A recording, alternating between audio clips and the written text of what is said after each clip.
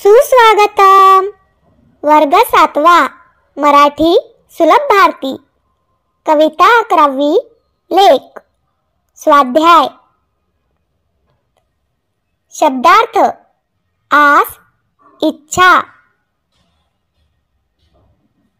ऊर, हृदय, पर्वा न करणे, काळजी न करणे। प्रश्न पहिला। खालील प्रश्नांची 1-2 वाक्यात उत्तरे लिहा। प्रश्न पहिला। लेक घरात नसताना कवयित्रीची अवस्था कशी होते? उत्तर। लेक घरात नसताना कवयित्रीचे मन उदास होते आणि वेळही लवकर जात नाही। प्रश्न दुसरा। कवयित्रीने लेकीला बोलकी चिमणी का म्हटले आहे? उत्तर। लेक घरामध्ये सतत बडबड करत असते म्हणून कवयित्रीने लेकीला बोलकी चिमणी म्हटले आहे।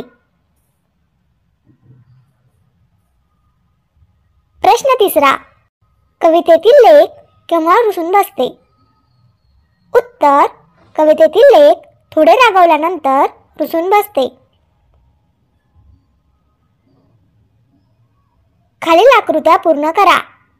कवयित्रीला जाणवलेली लेकीची विविध रूपे। तांबडं कुंदन, हिरवं गोंदन, झाडाची पालवी, हाडाचा चंदन, बोलकी चिमणी, पाकळी।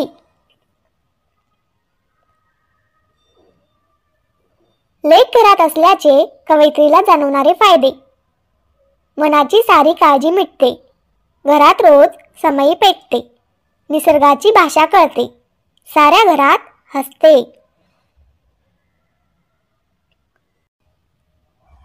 शेवट समान असणारे कवितेतील शब्द लिहा।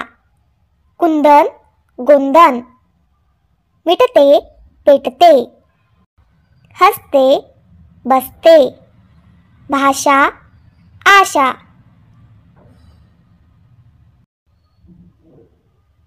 असेच नवनवीन व्हिडिओज पाहण्यासाठी आत्ताच माझ्या चॅनलला सबस्क्राईब करा।